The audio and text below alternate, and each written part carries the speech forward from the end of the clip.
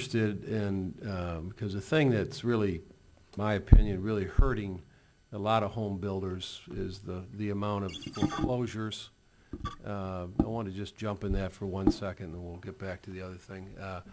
I don't see how someone in our area who's so overbuilt and so hyped, Southwest Florida, Nevada, different parts of the country, that really things were going up 20% a year.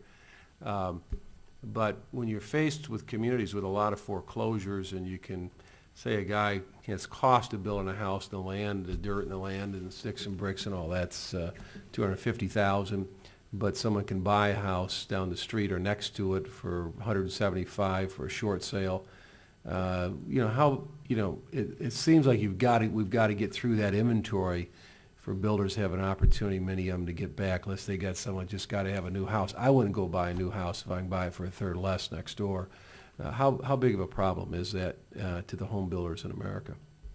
In certain markets, certainly that's a problem, but that's really limited to only about 4 major markets. The rest of the country, unfortunately, has that whole mentality spilling over through appraisals and that sort of thing. So I think there's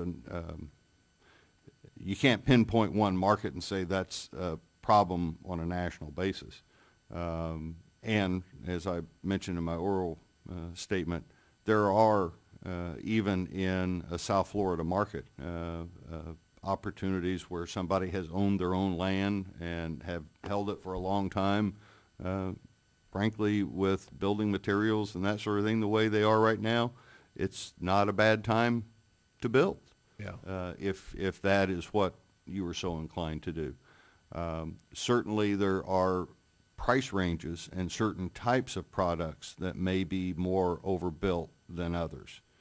So it's hard to do a broad brush as far as real estate markets are concerned. But absolutely, foreclosures are a problem, whether it's owner-occupied or investor, or whether it's something inventory that builders have been holding. So, you mentioned low appraisals. What were you referring to there? Just the industry, the banks are appraising things, and I just wanted to get I have my own thoughts on that, but just get your thoughts and what you were referring to. That I got the impression you were saying it's hurting the industry, low appraisals. Well, in fact, we had meetings this morning with one of the appraisal groups.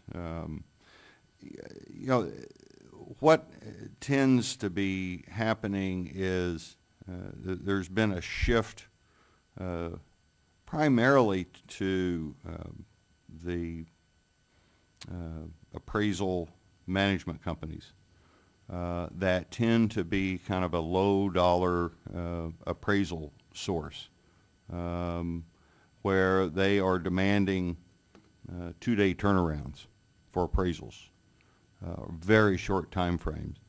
A lot of the appraisers that are doing those, frankly, don't know the market. They're using short sales and foreclosed properties when there are actually other comparables out there to use.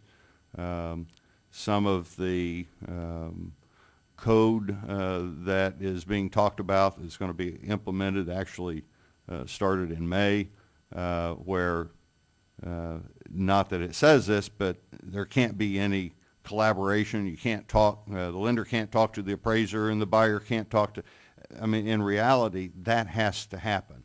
So there's a number of issues and fixes that need to be made to appraisals. And I'll give you an example. In Tulsa, Oklahoma, we have a house, a builder came up to me. He sold a house for $230,000. Same house for a custom, and in Tulsa, Oklahoma, it's a small enough market that going a few miles down the street isn't going to be a problem. And we're actually one of the few markets that actually have price appreciation in homes. It came in below cost for a construction loan. That is a problem even in markets that are doing fairly well. So the appraisal issue is a major, major concern. Last question was just ARC loans you mentioned. How what size should they be? How's that gonna help? Will that help home builders? And then, you know, maybe also just, I don't know many home builders that have really worked with SBA much in the past, Well, they in terms of haven't. this. Certainly, we have had some of our builders try to access our loans. One, I think there's 2 or 3 problems with it. If you don't deal with a bank that's already in the program, if you're a new customer, you're probably not going to get it. I think banks that are using those programs to help their existing customers. If you're not with a bank currently, trying to get one as a new customer is going to be very, very difficult. Secondly, what we're finding is that on the ARC loans, I mean, a $35,000 limit, you've got the same back up material, I mean, the same processes and everything else that go into a regular SBA loan for $35,000. So I'm not sure how cost-effective it is with the amount of red tape that you have to go through to make it worth somebody's while, unless it's with an existing customer. Ms. Finch, I was just going to ask you on the CDCs,